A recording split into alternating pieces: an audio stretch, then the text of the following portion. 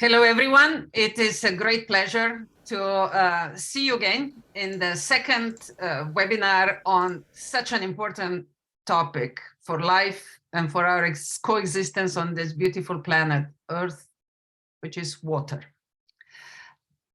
Allow me just, before we really dive into the content for today, just to briefly bring you on board on this special year of water.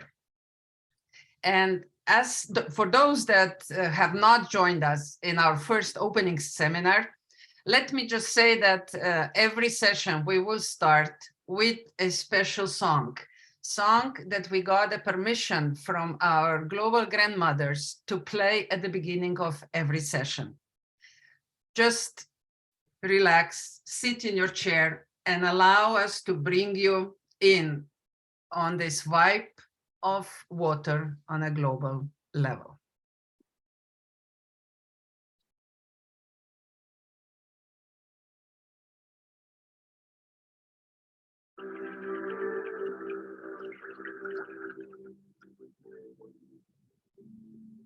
Granddaughter, the water can hear you. The water has memory.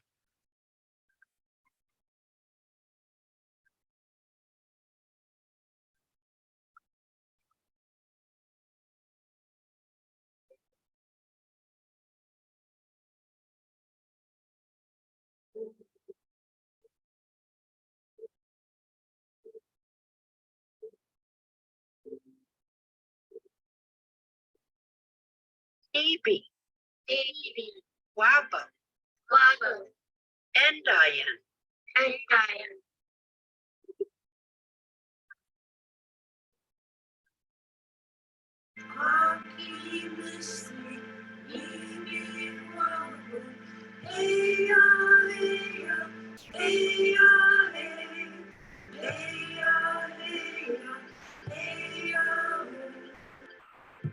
Water is the life's blood of our mother, the earth. Water is the lifeblood of our own body.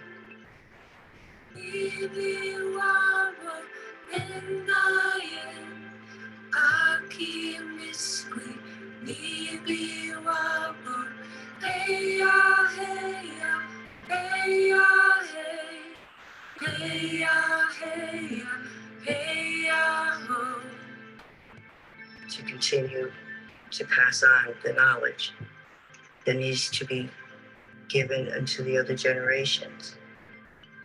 You are the keeper of the water.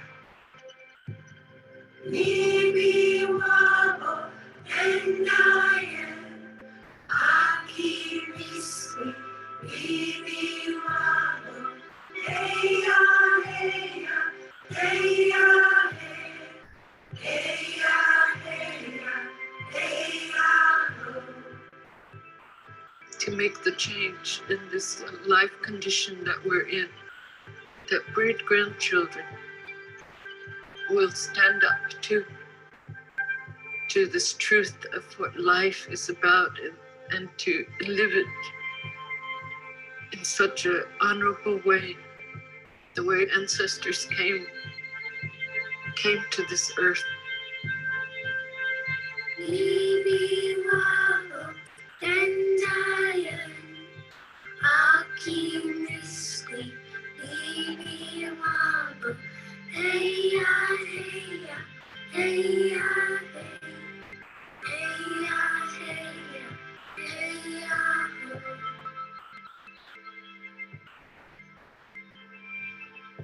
Each day when the sun rises, no matter how bad the day before might have been, there's a new chance for your hopes and dreams. And I say, 𝐓𝐚𝐿𝐼𝐻, thank you for singing the water song.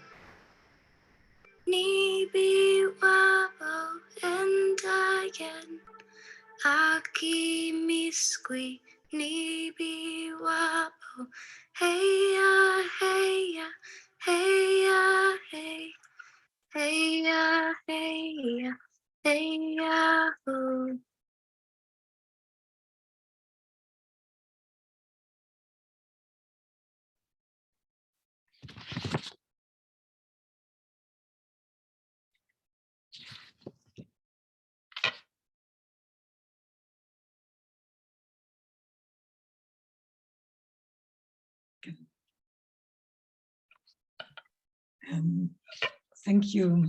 Thank you, Madam Chair, for your kind introduction and the beautiful song played. I sing the song again, yes.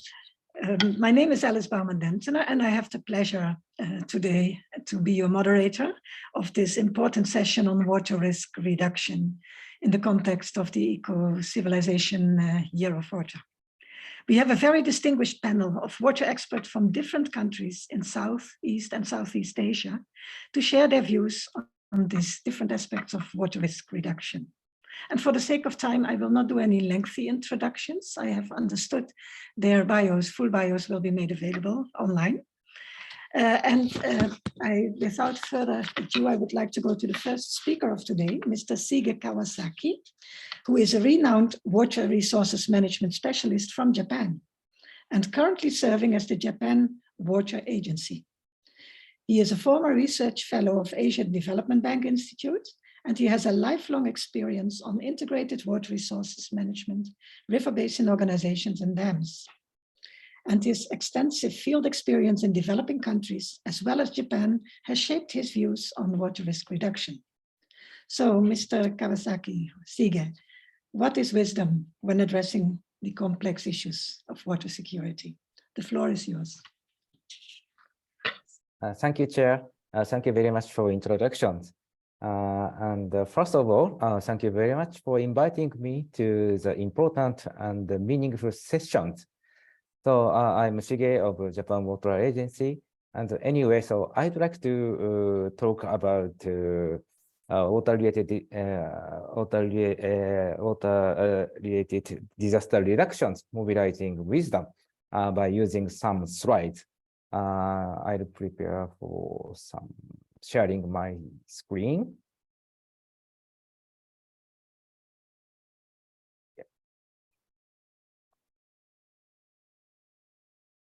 Can you see my presentation? Is it okay? Okay, thank you very much. So my presentation title is Mobilizing Wisdom.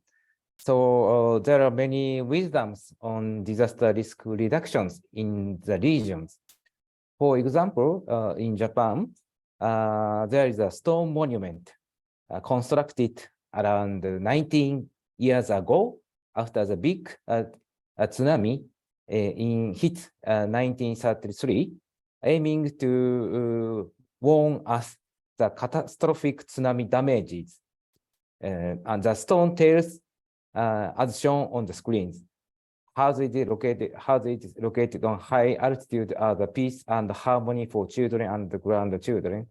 And then most important is don't build houses below this monument. The monument warns us the catastrophic tsunami damages. And then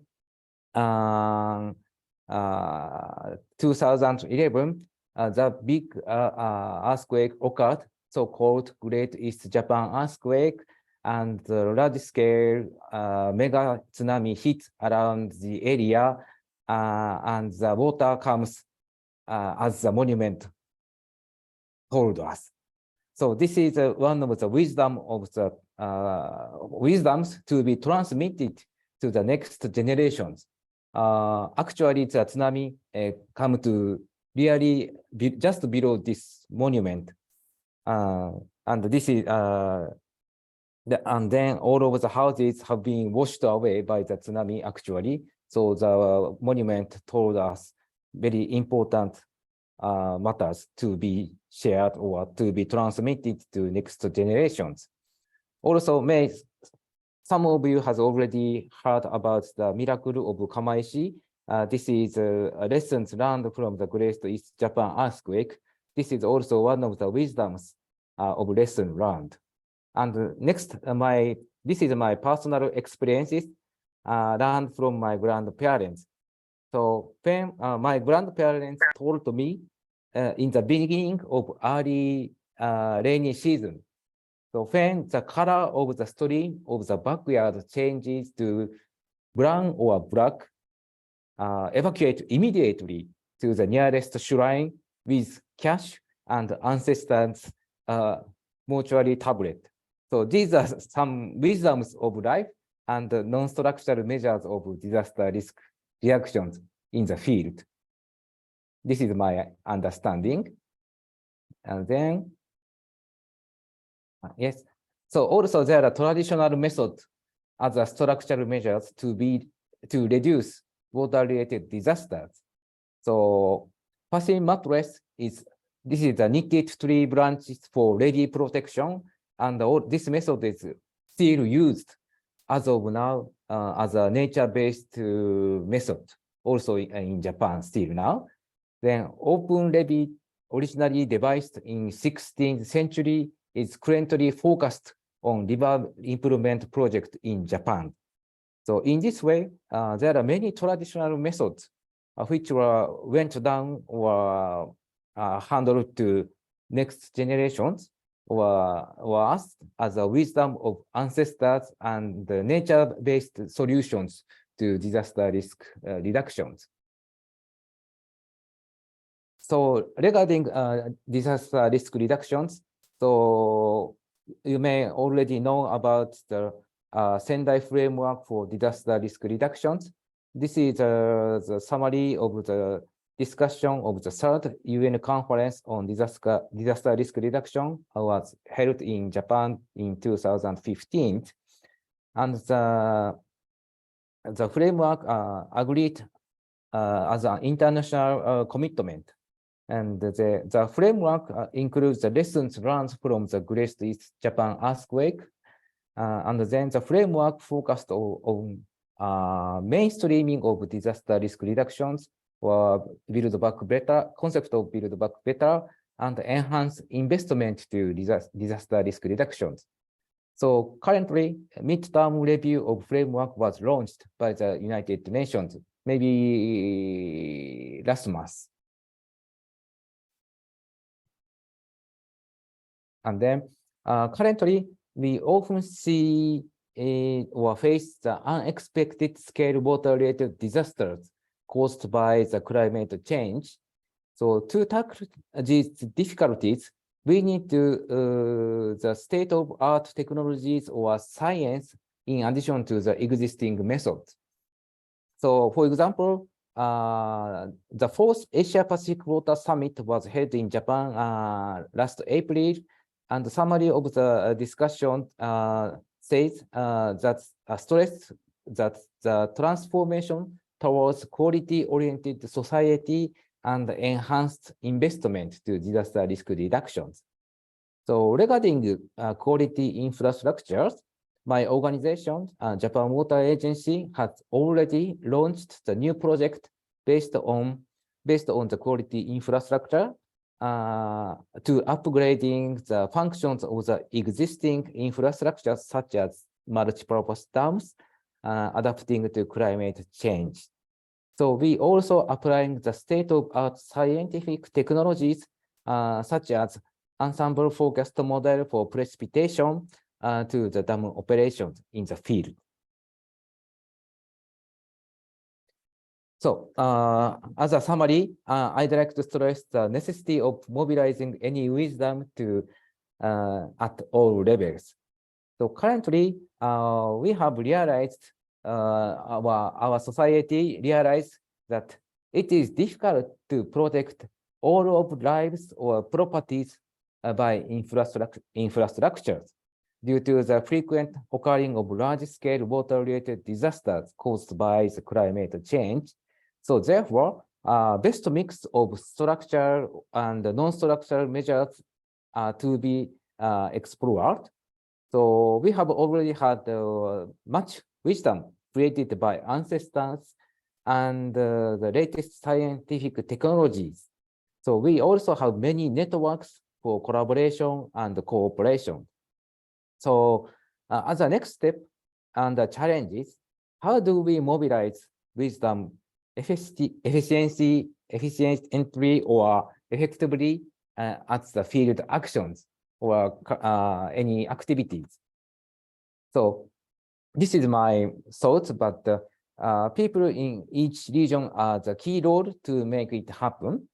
So therefore, especially community residents are requested to know this fact and should be strengthen literacy to disaster risk reduction.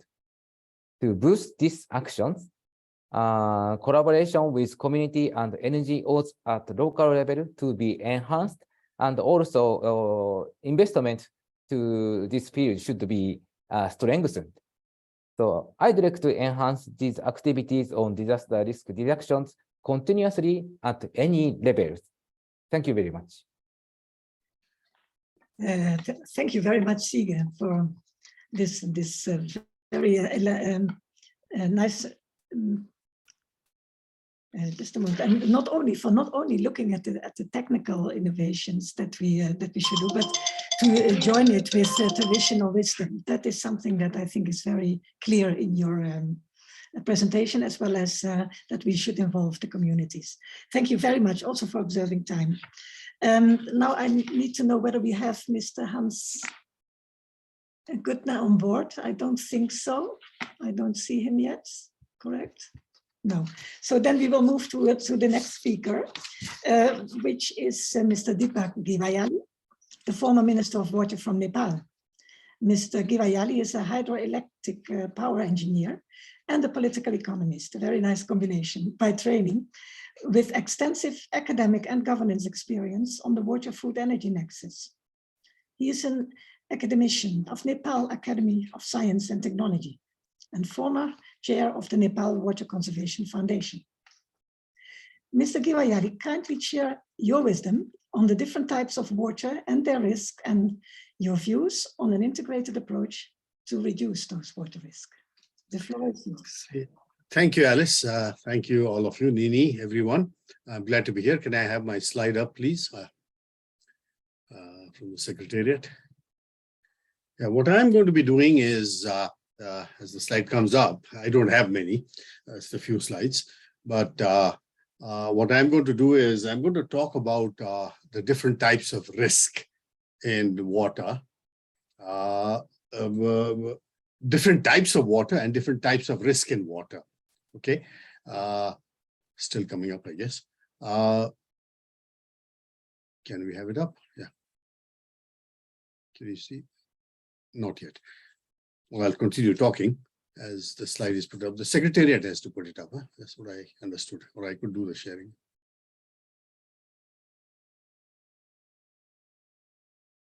Yes, thank you. Yeah. Can we go right away to the second slide?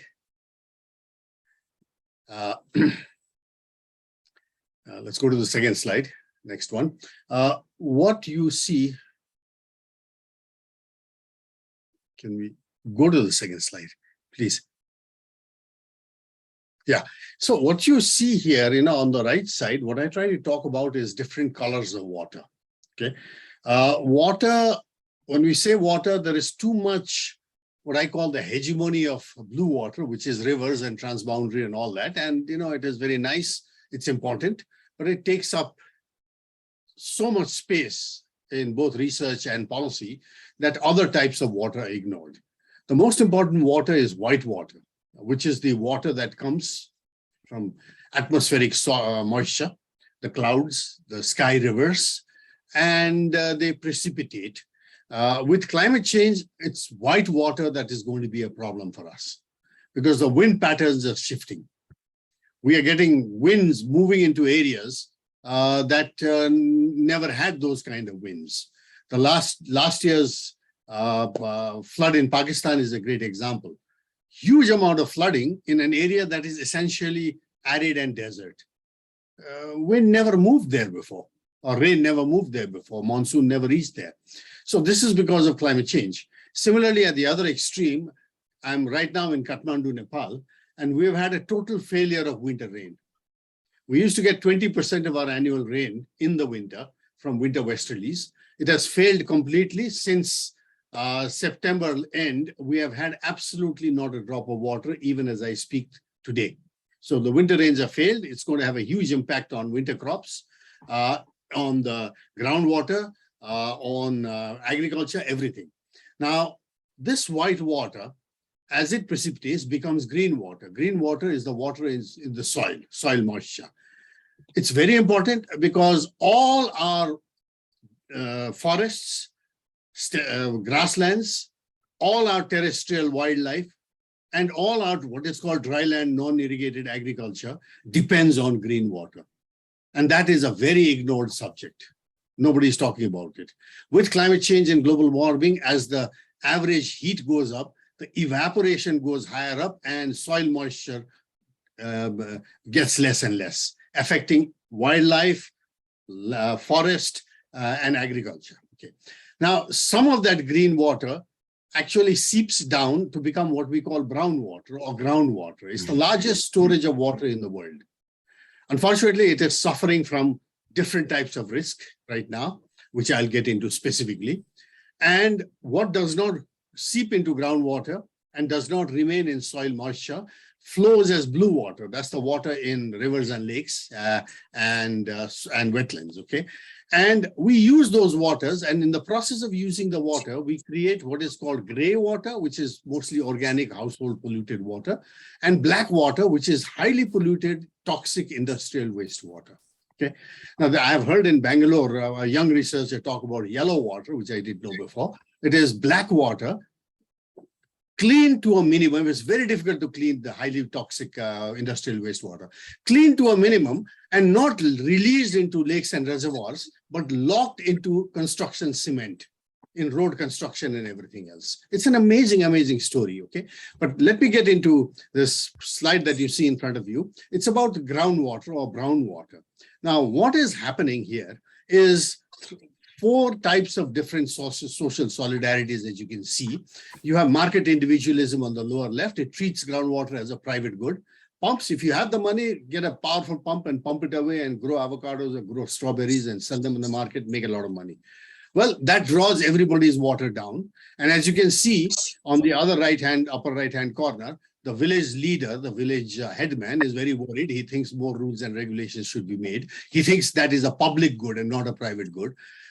At the lower right-hand bottom, you have the angry young man. Well, he's the activist, the NGO. He thinks both the neighbor is greedy, market, and the government is stupid, okay? And so he's into activism, okay? Now, he thinks water is a common pool good, not even a public good. It's a good that belongs even to the future generation, okay? And finally, you have the fatalists, poor guys who lose their land and can't farm anymore and migrate off to big cities to be daytime laborers, okay? Now, the question that is not asked in all this, you see each one of them has a very different perception of what risk is and what is the danger ahead. Now, the question is, where did this brown water come from? What is happening to that source with climate change? Can we go to the next slide? I would argue, when it comes to risk, that these 4 different social solidarities, have very different perception of risk. Markets are risk takers. They really like risk and risk taking.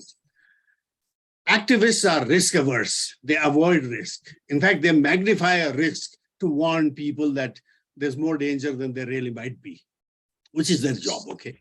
And then you have government agencies who are risk managers.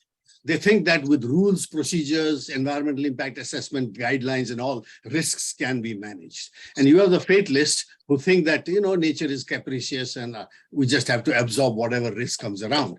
Now, these 4 social organizing styles, of which the 3, except the fatalists, are essentially active, whereas fatalists are passive, have their own way of responding to risk.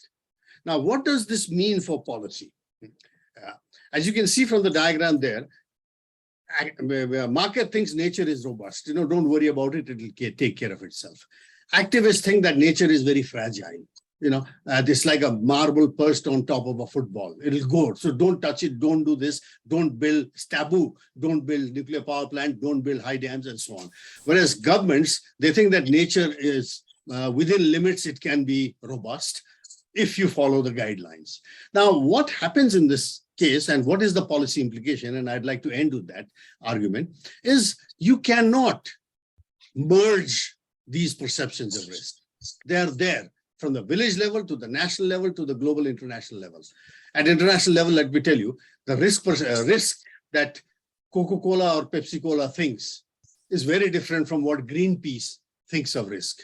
and very different from what United Nations organization groups think. Now they cannot be merged. What can be done is they can be brought into constructive engagement.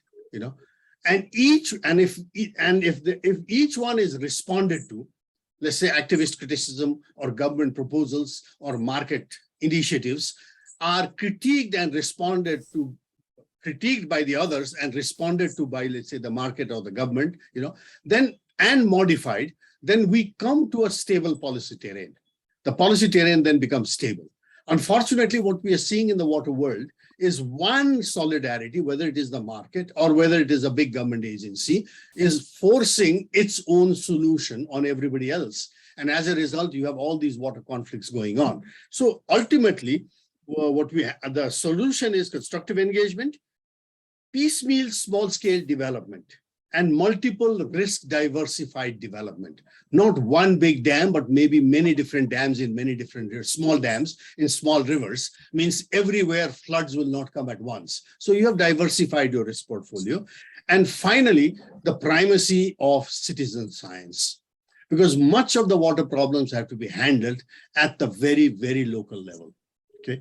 While government policies and international science and satellite readings are all great, they ultimately have to be translated to that village tap that brings water and that village pond that brings water. So citizen science is extremely important and should be given primacy. I think I'll end with that one. Thank you. Well, thank you, Deepak, for this eloquent picture of the systems approach and making it so visible for us, what that means, the complexity of the hydrological system. And also to remind us that we should not only focus on the blue water, but take it in an integrated approach. And pointing to the local level, which is a perfect introduction actually for the next speaker. I saw that 𝐓𝐚𝐝𝐻 has meanwhile joined us, so the electricity problems are over in Sri Lanka. That's great. 𝐓𝐚𝐝 is a lifelong activist for gender-sensitive and women-inclusive water governance on a global scale, but equally tried and tested in the community engagement in sustainable water use and management. She's the founder of NetWater, the Organization of Women Water Professionals in Sri Lanka, a steering committee member of the Women for Water Partnership, of which we have also the chair, Mrs. Marit, present, and the chair of the Global Water Partnership in Southeast Asia. Mrs. Attakurala, 𝐓𝐚𝐝, the floor is yours. Please enlighten us. Hello, Alice, am I audible? Alice, can you hear me? Yes, you are audible. Please go ahead.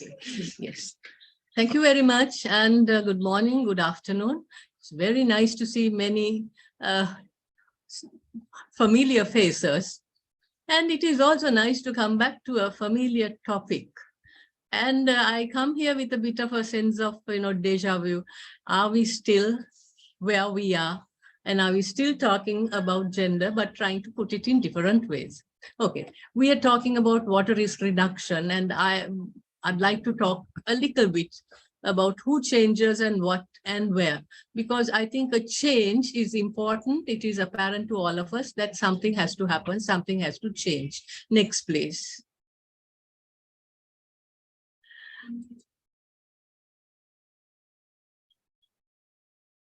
Next slide, please. Yes. Here we come to the mantra, which actually I've been saying for quite a long time, 1995 onwards, that women are important. And okay, women are important.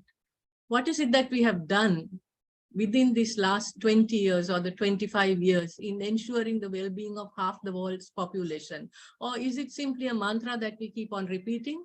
Because we need to be diplomatic. We have to, tick the boxes and say the right words.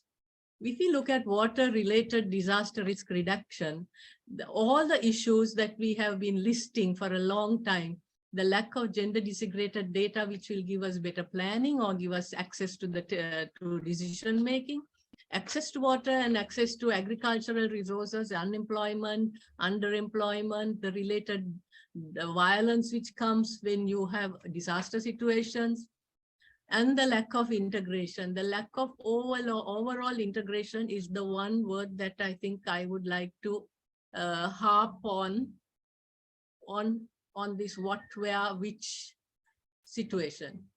But I also have to recollect that we are coming in after a major global situations of disasters. COVID was a disaster. It was a disaster, especially for women. Every day we see either a flood or a drought or a landslide. That is also a disaster. The second the issue is that we do go to all these planning meetings and we talk about women, but is our approach, especially our fiscal, our approach to financial management, to financial situations that we have to encounter, are we not gender blind? Because if in 25 years we are still talking about the same issue, I think we have a problem. Next, please.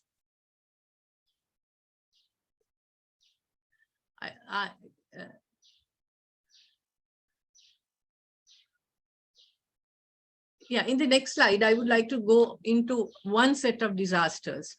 Now, when you take sand mining, sand is important for construction. Construction is important for the GDP, and the GDP reigns over everything else in our planning, in the planning scenarios with our planning panjadams who think that, you know, this is the most important thing.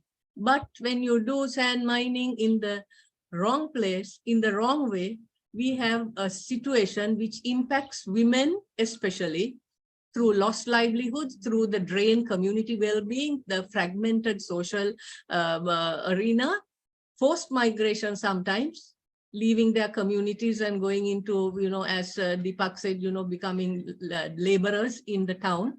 And overall, because of the situations which pop up in all these different places, we have damage to national security by creating lots of mini crises. Next, please. If I look at 21, I would call it the year of the floods, because we have been working on floods all of since 21, and the floods never end. The floods never seem to have any kind of, what shall I say, don't give us a respite. In this slide, I'd like you know to look at how, in different ways, how women and floods interact. You know, this woman who's taking the puppy on her head, you know, obviously she's saving the most important thing in her life, or her or of her maybe her household.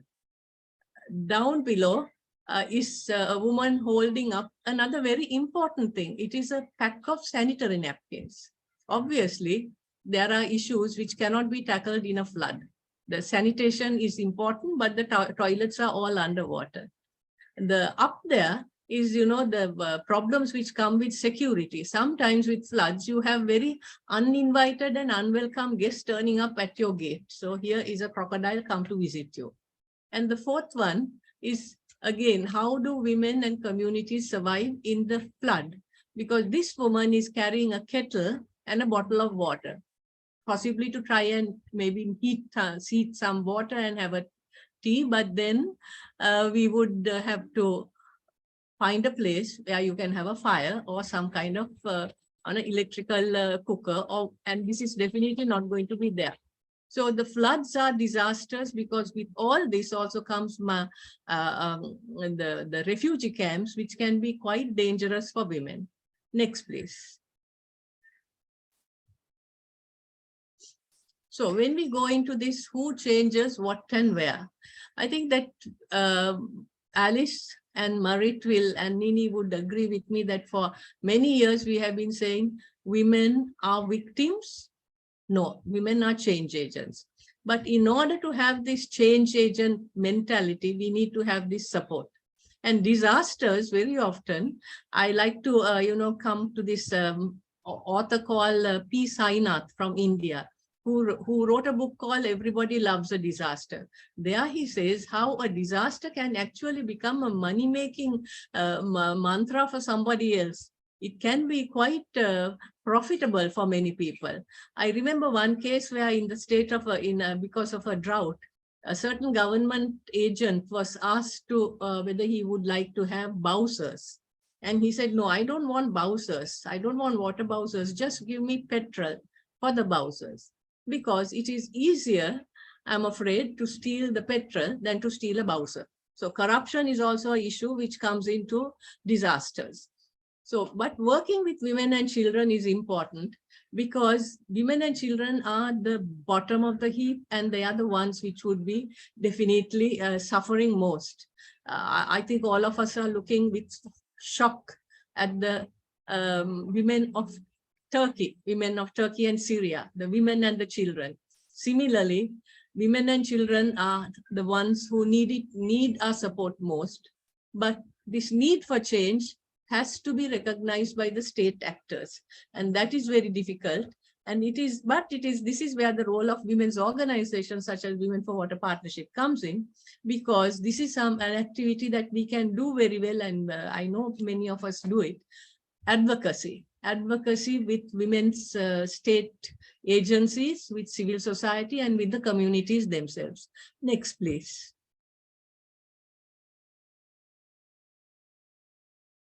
Yeah, I'd like to, I know my time is almost coming to an end, but then I would like to give this one example of the importance of investment in education and the importance of giving education to women. We again are looking with horror at what happens to the girls and women in Afghanistan. But if you take Sri Lanka, which has invested consistently in women's education, I like this little picture that I saw. This is a woman a very poor woman in this tiny little hut selling things, but she's reading the daily newspaper. And for me, that is such a great achievement.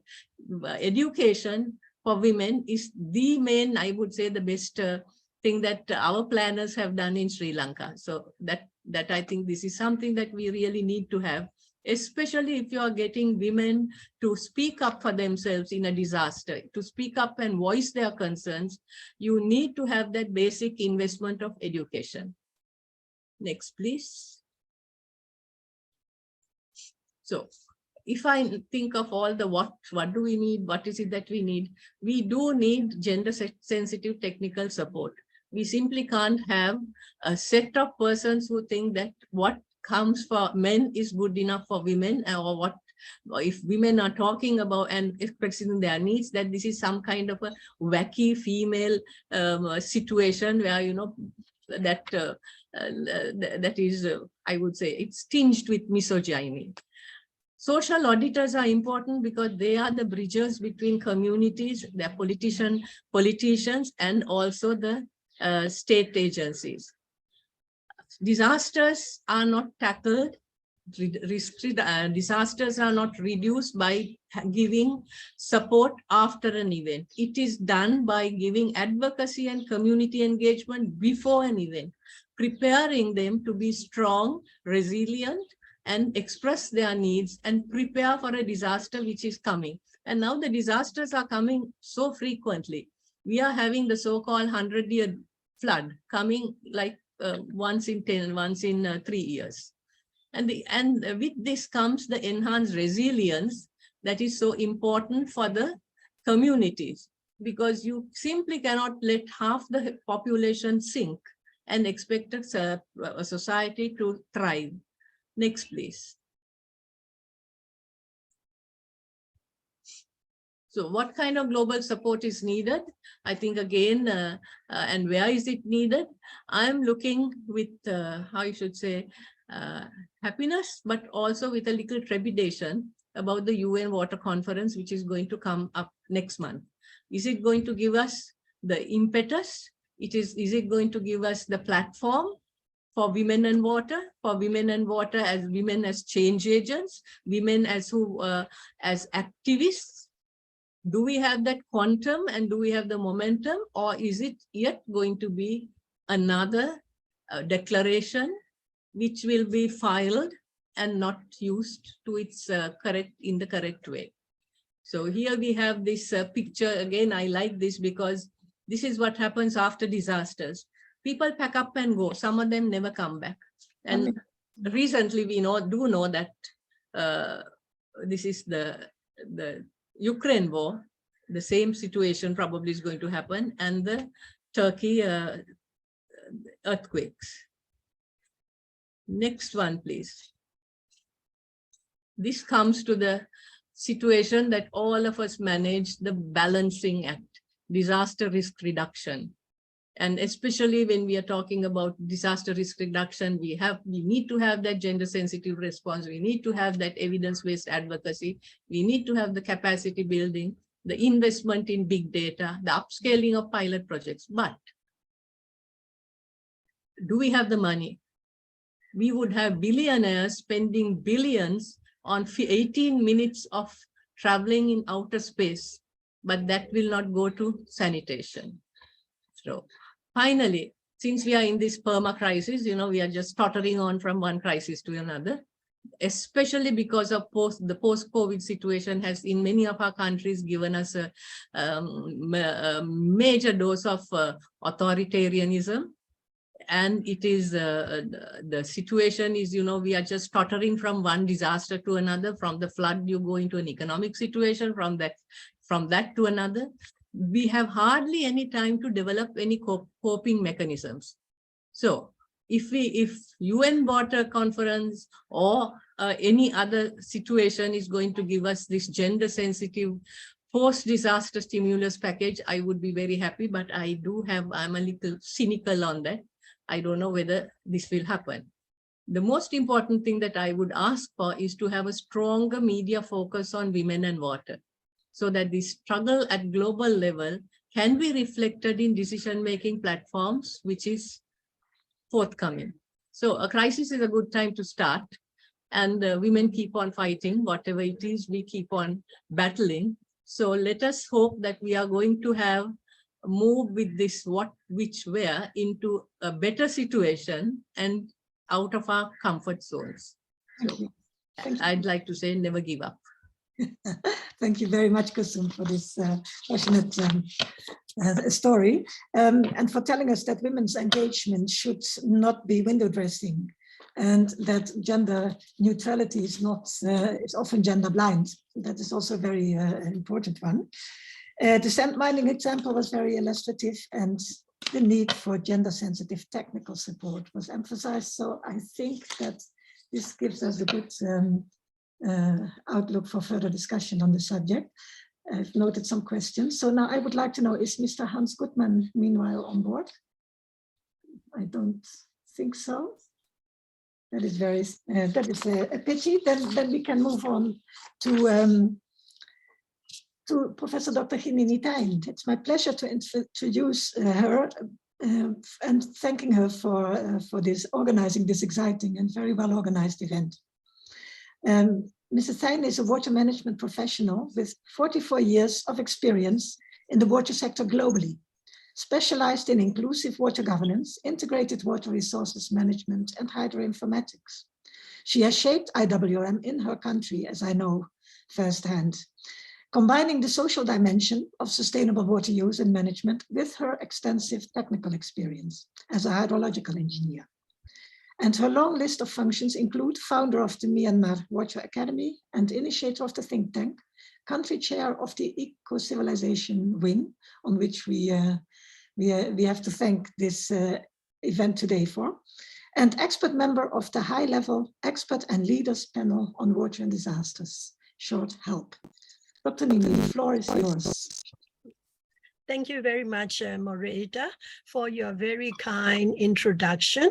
I would like to thank Ecocivilisation Global Chair and our community and people behind the scene to make this happen. We are running this as the first scientific seminar, but the second in the series of Ecocivilisation Year of Water. The first one was held on 8th of February, and now we are doing science, and then we will be doing arts and music and culture and anthropology. So you will see it in the content of the Ecocivilisation Year of Water. Now let me share my presentation slides. Do you see my screen? Yes. Okay, so then again, my emphasis for today's presentation is Help Policy Recommendations to Water Risk Reduction and its flagship initiatives. So when we are talking about the scope of the water risk reduction, I would like to also show what the technical people do and also the hydrologists do and the politicians and you name it. However, I also would like to express my personal belief that science, values, and ecological vision, they should go together. If we do not do it, if we do not thrive to get it done, our disaster risk reduction picture will be always skewed. So I will not read out for the sake of the time being, but this is the reference for my students in Myanmar Water Academy. And also we have plenty of researchers who are doing MSCs and PhD theses. So bring your attention to this kind of belief to eco-civilization. This is the reason that why I joined Eco-Civilization. Eco-civilization promotes from ego, the egoism, to ecologism. And also, we think we are nature. So from ego, you see this picture. We, the human being, thinks that we are the boss of all the biosphere, which is not. We are only one and tiny part of this ecological system. The second thinking, we are now in a very artificial world and very materialized world. So as a human being, we worship money. And as 𝐓𝐚𝐝 said, we love disasters because we means not us in this, but that other side of the coin of we the people, they are also people. You see, we are the people, they are the people, but people has different values and different way of thinking, different world outlook. So we love disasters because it makes money. And that kind of artificial world is getting more and more. And we as people from this arena, this webinar, and the eco-civilization community, we are minority if we compare with the other we. So eco-civilization, thanks to the chair, Mrs. Violeta Bulk, she decided that, okay, let's make 2023 Eco-Civilization Year of Water. So as I explained earlier, we have the very first kicked off an inaugural event on 8th of February. Actually, we wanted to do it in January, but in January, not all the people come back from holiday. So 8th February was the first event. And this one is the first scientific event. Then in March, we have water and circular economy. And in April, responsible investment in sustainable water management. In May, legal rights for water. And in June, water and gender. In July, these are regional events by the Eco-Civilization wings like us, Myanmar, we are doing one, and also in Africa, in Latin America, in Asia, South Asia, East Asia, we name it for the month of July and August. In September, we have water, art, and culture. In October, the role of water in rituals and festivals. So we will also ask Mr. Kawasaki to again give us more Japanese wisdom and rituals and festivals.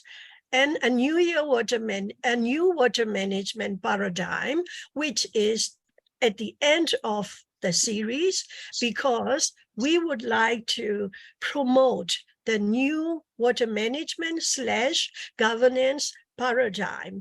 Only then, as I have started out, the science, the values, and ecological vision will all bring together to get the water security on this earth. These are the questions we confront the world. But I will not read out COVID-19. Everybody experience it, either firsthand or the second hand with a family member. So let me go to the point that why help exists and why in this disaster risk reduction or water risk reduction, how did they contribute to it and why they are the major contributor from the perspective of technology, innovation, politics, and financing, investment as well. High-level water panel on water and disaster help was convened at the request of the UN Secretary General's Advisory Board on Water and Sanitation, abbreviation UNSGAB, in 2007.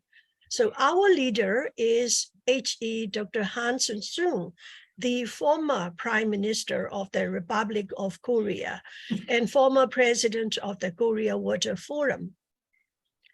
The help included 21 experts and the advisors. You can see it on this link, which is blue colored here.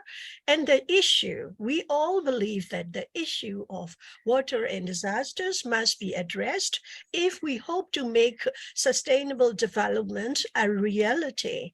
The high-level experts and leaders panel on water disasters issues, principles, and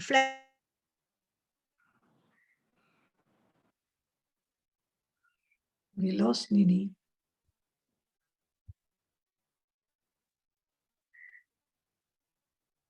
Nini, we lost you.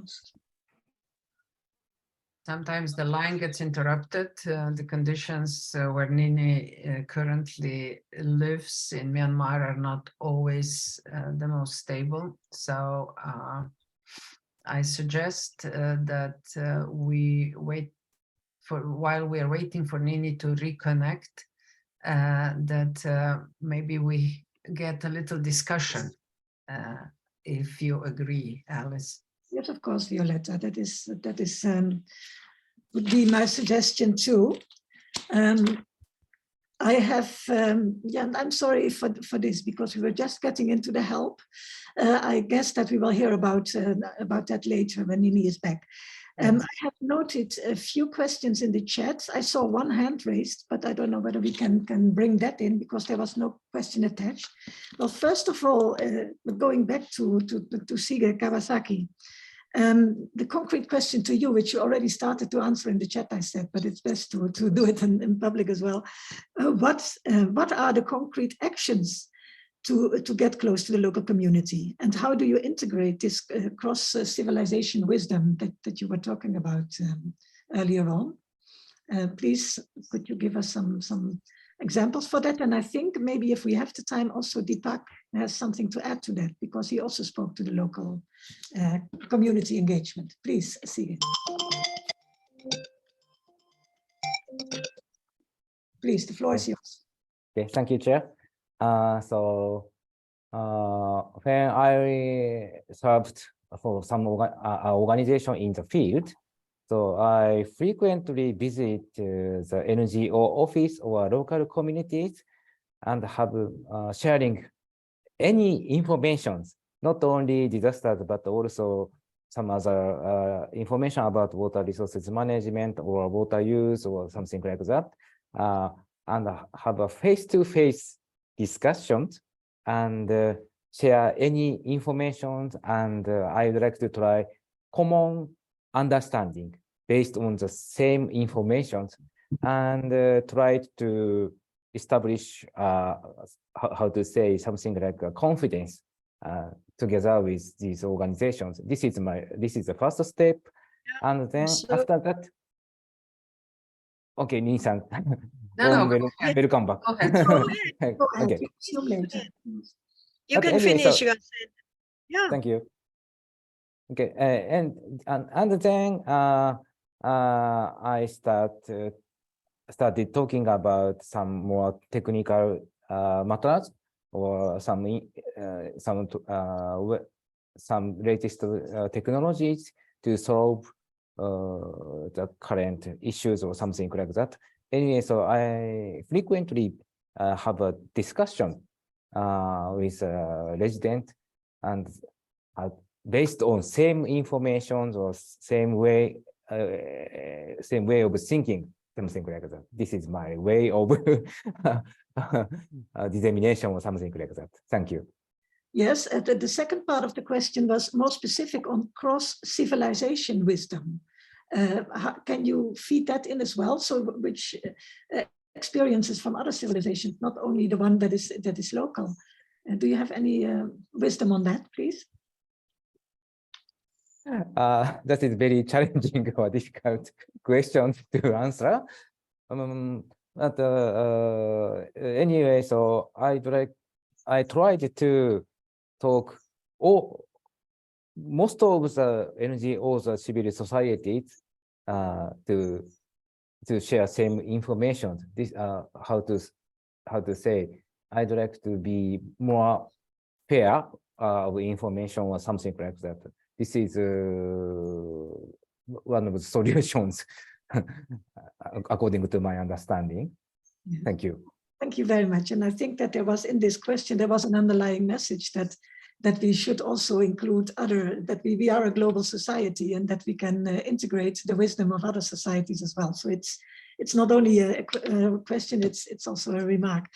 We will go back to Dr. Nini now for the continuation of her presentation.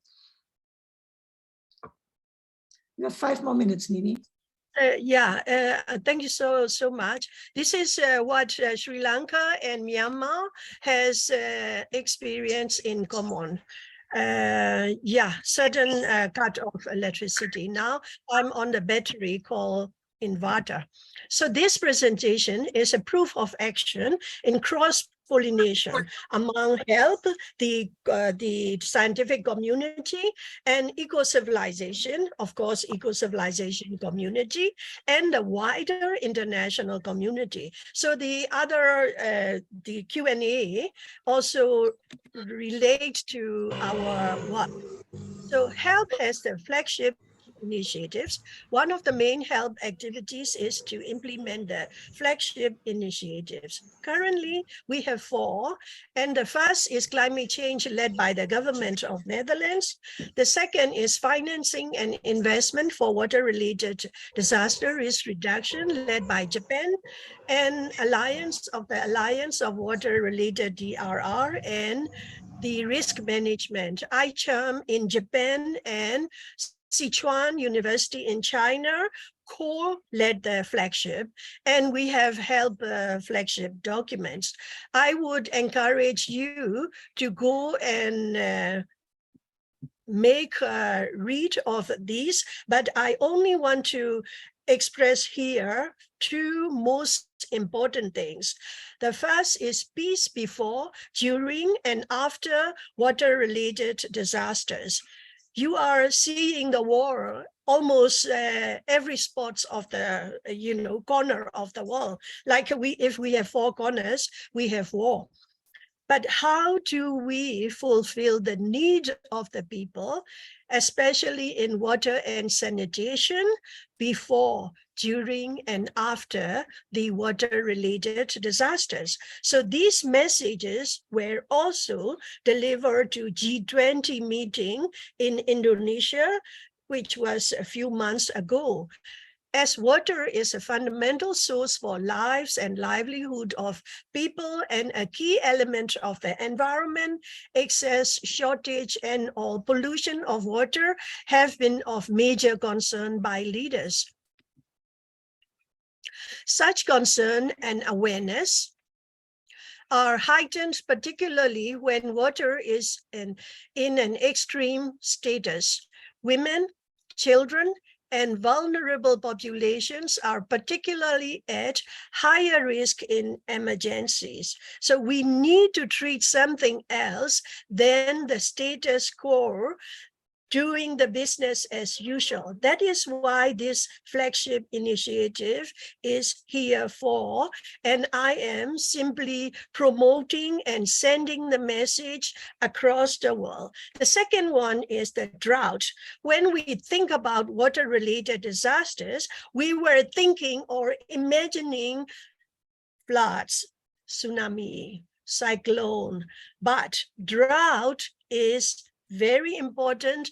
And when disaster risk reduction and water-related climate risks, much attention is paid to floods and storm surges. However, droughts are among the most far-reaching, yet most impactful natural hazards to both nature and humanity, especially in the food security. How do we do our agriculture? So the last announcements were published here. I will not read out for the sake of time. And two more slides in Myanmar. This is for our Myanmar audience to express why we are Myanmar and how we would like to involve in water security, because it is so simple. We would like to be dutiful citizens. And this poem, 2 pages poem, it's a one poem, is very nice and very, very heartwarming. So Myanmar audience, please read that poem in Myanmar. My conclusion is water is not a mere resource, as it is a linchpin in the entire web of planetary life. The focus of new water management governance paradigm is not on water in isolation, but on 3 things. Number 1, the natural water cycle. 2, human water interaction in all performances, such as physical, technological, spiritual, ethical, and cultural. And the third and last one, water as a circular system of life. We need to further research on how these 3 cycles connect the land, the atmosphere, the hydrosphere, the biosphere, and the sustainable development. Thank you very much for your time. And the note is for my students. Thank you. Thank you, Dr. Nini, always a teacher and busy with future generations, which is a very important part of our work as well. We have, let me look at my time, we have some 15 to 20 minutes for discussion. And I have noted and thank you, 𝐓𝐚𝐿, for already answering one of the questions. Then we can go to Deepak Givayali, because I've noted a question for you. You have told us that risk perception is very different for different water actors or stakeholders, correct? And that we have to go into a constructive engagement. But how to do that? Yes, but it is not piecemeal, but what are your experiences in the criteria for such engagements in different circles and different stakeholders? Can you concretize a little bit your Yes, Alice, I'll come from the best example, which is from your own country, and so little talked about. This is a lesson for everybody, and the Dutch are doing such a bad job of not telling the rest of the world, okay? What a good example they have. Well, the Rhine cleanup, okay? The Rhine, if it was only left to the Rhine Commission, would never have been clean after that Sandoz spill or even before, okay?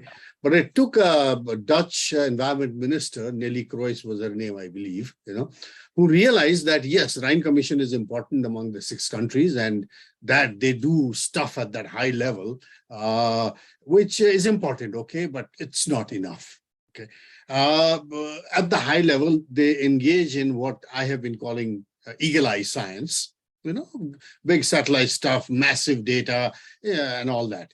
But the problem is those water problems have to be solved village by village, household by household. Okay, so what she did in the Rhine case after that Sandoz spill was letting the Rhine Commission and the big government bodies and all to set the goal and the target, But to actually get that implemented at the lowest level of cantons, landers, the lowest unit of government, between whom? The lowest government units, okay, local government, local academia, local activists, and local businesses, and monitored by the higher level, of course, okay. Once that happened, there was almost like a competition between different landers and cantons and these different bodies. And surprisingly, all the targets set in the Rhine cleanup of removing 15 of the worst pollutants, getting the salmon back on the Rhine, all these which people thought was a mad thing, nobody can get it back, the river is so polluted. Well, they all got that back ahead of time, ahead of schedule. Okay. And why? Because this implementation and 𝕤𝕢𝕢𝐿 science, because the locals see the problem at the local level, which is invisible to even the best of satellites. Let's be very clear about it. It's invisible at the highest level of governments, okay? Because they are involved with the larger, bigger, whatever picture, and they miss the real problem at the grassroots. Governments are important, international bodies are important, but unless the local, not just government, but local businesses, local academics, local activists are brought into play, things really don't move. So this is just about the best example I can think of, where a very polluted river, poisoned by the Sandoz spill, but also the industrial sewer of Europe actually, got cleaned up. And this is an example that, how it was cleaned up is there's a PhD thesis by a friend of mine who's a professor in Bremen right now. It's his PhD research. It shows that this is the approach that one should do. And this is the primacy of citizen science, 𝕤𝕢𝕢𝐿 science at the local level. Thank you so much, Deepak. That was very clear. I can put it. I hear you mention a number of critical stakeholders like business and local authorities and the academia. I would like to go to 𝐓𝐚𝐝 because I miss the women, for instance. And my question to you would be, does this work for women as well? Is the enabling environment for to be equal actors, is it sufficiently in place? And maybe in the Rhine, it is not so important, but maybe another situation like in Sri Lanka it is. Can you maybe add to what Deepak has been saying regarding this topic? Well, I think it is important at every level and in every country, because wherever now I'm looking at my visit to for the Kyoto Water Forum, and where we were taken to Lake Biwa. Lake Biwa was very polluted, and Lake Biwa was cleaned up mainly because of the insistent and the activism of Japanese housewives. So, if it is a matter of, getting them involved, getting this, the 𝕤𝕢𝕢𝐿 science that Deepak was talking about, every one of these communities understands what is happening to their own water, to their wells, but they may not have the solutions. So if you can bring together the different, the technicians, the scientists, the politicians are very, very important to engage them in this activism wherever possible, because it is usually in my part of the woods, if you have a problem, if it's sand mining or, if it is pollution, very often there is a political person behind it. So it is important for them to understand and engage with their own voters and say, look, you get more votes if you do it this way. That is one way of, looking at it. But I think the Biwa example is one of the best which really sticks in my mind, that it was very, very polluted. And by the time we went for the Kyoto Water Forum, it was a shining example. Thank you, 𝐓𝐚𝐝. That is another good. And then I'm looking at 𝐶𝐞, who is nodding. Do you have anything to add there, 𝐶𝐞, from your perspective to this question? Yeah, thank you very much. This is 𝐶𝐞. So as 𝐓𝐚-san introduced, so around over 50 years ago, Lake Biwa was very much polluted, but the regional women's associations realize it is important to think by their own issues, and they started field actions to save water or to reduce pollution by changing way of life or something like that. And after that, so we reached how to say, wonderful result.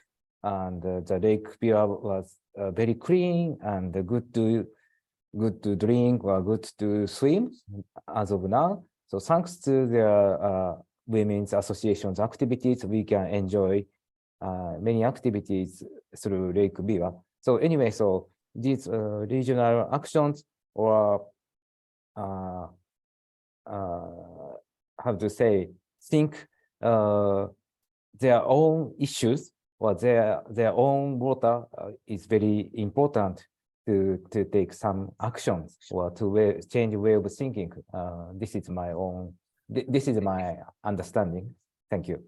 Thank you. So before going to, there was a remark from Ethiopia, which I would like to mention. But before that, I would like to quickly go to Nini and for a brief answer, because we have just discussed pollution, which is a man-made disaster. But there's many natural disasters that maybe we have not caused ourselves and we have less control over as well. So how do you perceive this constructive engagement in the centers of natural disasters that are happening more frequently all the time? A brief answer so I can still go to Ethiopia, please. Yeah, thank you for telling me brief answer, because I'm going to say for 2 hours on that subject, but okay, I cut myself. It's 3 things. 1 is education, and 2 is knowledge mobilization, and the 3rd is practice, and we have to walk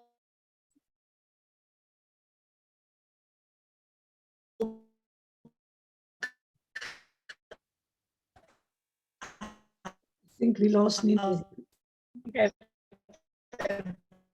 polluted rivers. Nini, the connection is bad. Please let me go to the lady from Ethiopia first, and then you have the closing remarks anyway. Nini?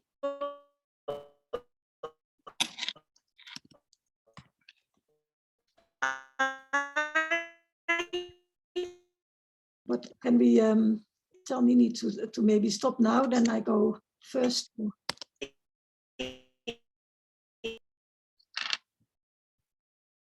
Okay. I'm so sorry for this bad connection, but Nini has the closing remarks, so maybe she can go back to it then. But there was a remark from Samrawith from Ethiopia. Is it important to integrate traditional land water management systems, since local governments very often do not recognize or know the traditional systems? And I think that's an important remark that I would ask your opinions about. Who can go first? Maybe Deepak, can you enlighten us on that? So the importance of to integrate traditional land water management systems, since local governments very often are not aware of that. Actually, what we have discovered is that we are now moving, some of us researchers are, to a stage beyond integrated water resource management, to what is called the nexus approach. And while IWRM did seminal, interesting work, the trouble was it was water biased, okay? But then we realized quickly that, there is water, energy, food nexus, and difficulties in one sector have a bad habit of spilling over to another sector with little warning, okay? 2008 financial crisis and the energy crisis and the food crisis was a great example of it all coming together. So what we have also found is that at the very local village household level, many of these issues are really nexus. So when a village household takes a decision, they do it with considerations of water, energy, food, finance, nexus, health, and all that, okay? It is when specialization starts taking place in government agencies, and you have to have very specialized people with very, PhDs and all that in very narrow areas, that siloification takes place and the integration gets missed.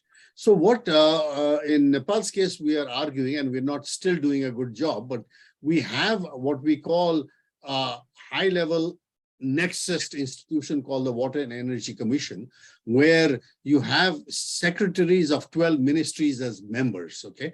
And they're all related to water, finance, foreign affairs, forest, you name it, petroleum supplies, hydropower, obviously, and all. And it's getting government siloed institutions to really interact at that level that really then translates into concerns of one sector being understood by the other sector. So the important thing we realize in the Nexus approach is not solution proffering, but problem feeding.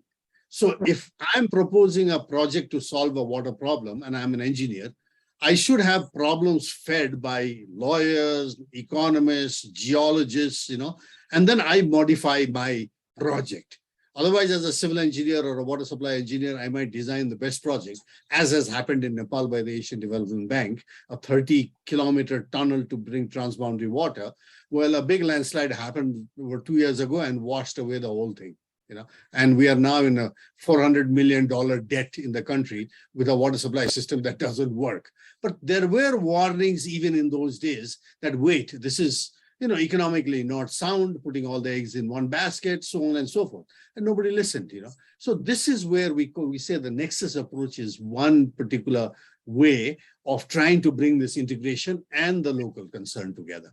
Thank you, Deepak. And because I see, I'm a bit in a hurry because now I see Hans Gutmann on board. And welcome. We missed you in the list, and I hope that we can still have your wisdom for another 5 minutes. So I'm not going to introduce you a lot. I'm only going to say that you are the executive director of the Asian Disaster Preparedness Center, Mr. Gutmann, and quickly give you the floor for 5 minutes because we want your wisdom as well in this panel. Thank you. Thank you, and thank you for inviting me to this, and my sincerest apologies of not being able to join earlier. There was a number of events that happened, but as time is limited, as you said, I was invited to make a little bit of a presentation around what ADPC is doing with respect to water risk reduction. And I think one of the issues that I perhaps wanted to highlight is that a little bit like Mr. Deepak was just pointing out, it is important to have a number of initiatives, projects, whether they are hard solutions or soft solutions, to be able to address the issues at hand. Having said that, whether it's a Nexus approach or we call it a all-inclusive approach, et cetera, I think the crux of the matter is a bit like what Deepak was pointing out. It's not necessarily that everybody sits together and finds out the solution together, because that's a very complex methodology. But it's important to, when we are finding solutions, that we have a broad discussion with a number of stakeholders to feed in. And I'll give you a little bit of an example. We worked a lot on early warning systems. Now, early warning systems are often highly technical. There are meteorology, there are remote sensing and other things that comes in, and out comes a warning. But the difficulty doesn't sit there. The difficulty sits to get that warning to people, and that people understands it, and that people do have the capacity to do things. So when projects, programs, initiatives, whether they are governments or others, are addressing particular problems, it's important to take it to the end users, to the people who are going to benefit from it. And that's often ignored, and that's often not included in the proposal and the project because it becomes maybe too big. Or in other cases, it is important that it is included, but it's done on a pilot scale by necessity. And if you then haven't had the inputs into your design of actually from the design of the pilot, you have set up a mechanism of scaling it up, scaling it out, then you end up with an orphan success as such. Your pilot is successful, everybody's happy, you get a report out of it, and one village have benefited, but there is no take-up, there is no follow-through, and there is no engagement. The other point that I would like to just add, which was part of my presentation, is the opportunities that lie in support of innovations. We are very much in the area of wanting to scale up tried and tested methodologies and approaches in order to make sure that millions of people benefit from it and you have a safer environment and a more prosperous future ahead of you. But there needs to be, I think, a concerted effort and a structured effort in order to support new approaches, whether they are technological approaches using new drones or new remote sensing data, or artificial intelligence or machine learning and things, but there's also the social aspects of it, the untapped information that is available through social networks, the ability of being able to get really up-to-date information from mobile phones and from geolocation. We have a project, for example, where we are working on trying to provide near real-time information about flood extent, intended to be one tool that responders and communities can use in seeing where is actually the water now, because it's often in a flood difficult to see the extent. By having remote sensing with a 6 hours delay, you can actually see, okay, well, 6 hours ago, this area was covered. And in some instances, we can actually predict the depth of it also. You then know that you can move your cattle from one place to another because it's not very deep and there is a dry area. Alternatively, you can say, well, that's not possible. We need boats. And in order to leverage that technology, we need new innovative approaches to be able to reach people, to be able to translate it, and translate it not just in a language, but translate it in the understanding information. That the water level is going to be 2 meters is not helpful if you don't know how it's going to be outside your house. Sorry, I obviously have a lot of things to say. Yes, okay, well, wrapping up, I think one of the advantages we have in the area of disaster risk reduction and climate resilience is that talking about water risk reduction is a very palatable option to start transboundary discussions. People want to help with flood and drought risk reduction. We are not putting water rights or water sharing or other politically contentious and difficult discussion at the center of our engagement. But as we're talking through how to deal with floods, how to minimize the impacts and be better prepared for droughts, we often end up being asked for advice in this context of dams, of what can be used for. Multi-purpose dams are very popular, but they're not easy because they sub-optimize for all separate activities in order to optimize the overall multi-purpose of it. So in sum there, I just wanted to say, dealing with risk reduction, and in this case is water risk reduction, is often a good entry point into transboundary cooperation where other areas have got stuck, where you're stuck in talking about rights and upstream, downstream, and et cetera, development, transboundary impacts. That was probably more than 1 minute, but thank you very much. It's okay, because it's just within limits of time still. And yeah, I mean, we could talk forever, like Dr. Nini said before she was cut off. And I don't see her back on board, and we only have 2 minutes left. So I think I better give you the floor, Violetta, as our chair of Ecocivilisation, to do the closing remarks and try to sum up this very, very rich discussion, which I have seen is also going on in the chat. So I hope that can all be included in the report, because there's a lot of sensible things being said in the chat. The floor for closing is yours, Violetta. Thank you, Alice, and thank you to all of you, all the speakers, and also comments that were really rich in the chat. We are saving them all, and of course, this video itself will be shared on Ecocivilisation page and will be reposted on our social media, so you can have all of you access to it, and you can also share it. Our purpose is to share knowledge, so we don't want to lock anything. We share everything that we can bring together in order to raise the awareness, which was today so many times used, to broaden the awareness, to broaden the educational scope, and to get as many people as possible to tap into this wisdom that was shared today, and then we will continue to build on it. So thank you really deeply for everything that you've contributed to this incredible event.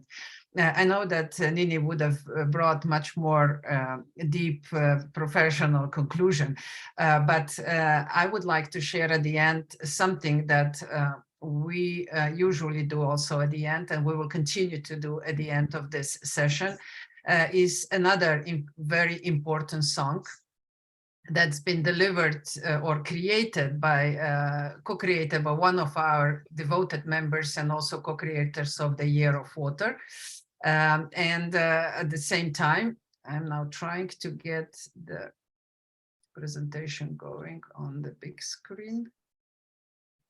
I'm also having some difficulties here. Let's see.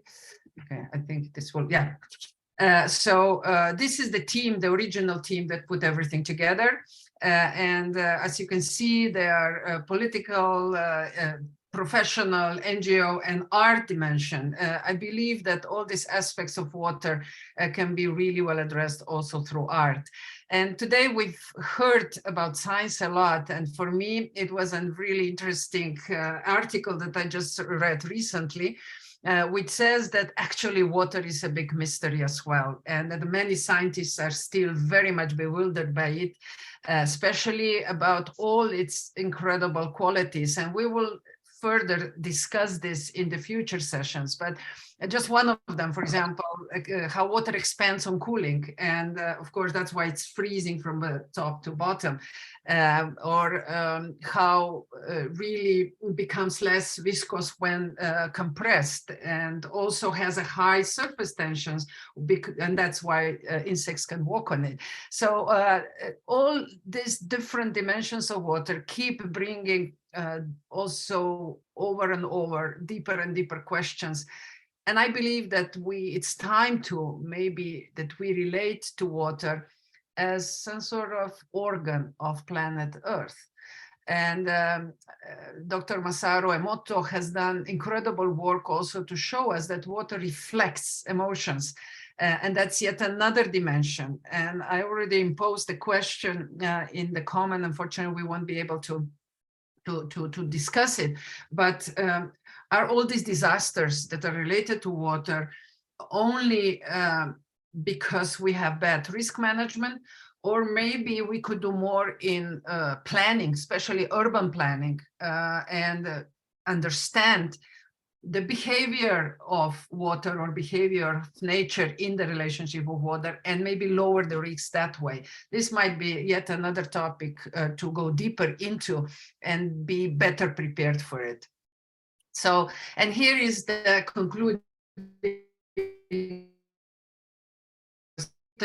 before we started with the year of water, and brings yet another dimension to the importance of water. As we know, our bodies are mostly water, and there is a young group of artists and musicians that are asking themselves, can we use the water and the awareness of water to also bring the hate and crime down? And can we relate to this incredible element in a much more respectful way? So it's a really powerful song that was written for the purpose, oh, now it's loading really slowly. Okay, here we are. For the purpose of the Year of Water, but now it's becoming their song, their anthem, and they will add a video very soon. We will be able to see that as well. Okay, let's see.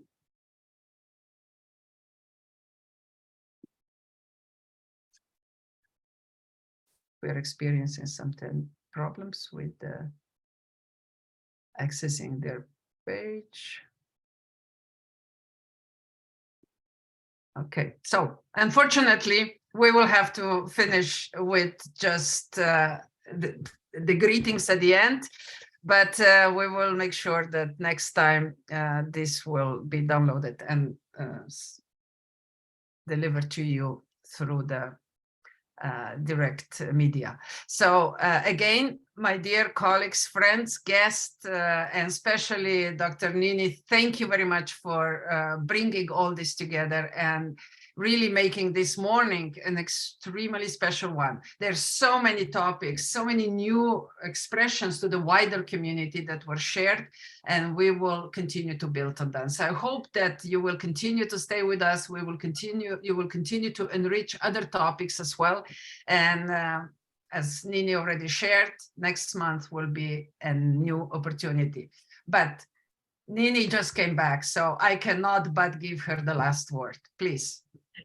No, Violator, you are always a great leader by example. That is what I feel belonging to the eco-civilization. In eco-civilization society, we were always, treating each other and the other fuss. And Violator, you are a great leader and a great example. I already thank everybody in the chat. So I once again get this opportunity to thank all of you, my friends, my colleagues. These friends are really precious to me. Please stay with us and to do this world better. Thank you. Thank you, too. Thank you and goodbye. Moderator. Thank you. Bye-bye. Thank you, Alice, for being Yeah. such a. My husband good said, partner. I can't hear Alice. And I said moderator instead of Alice. You see, you have a great supporter in-house. Bye-bye. Bye-bye.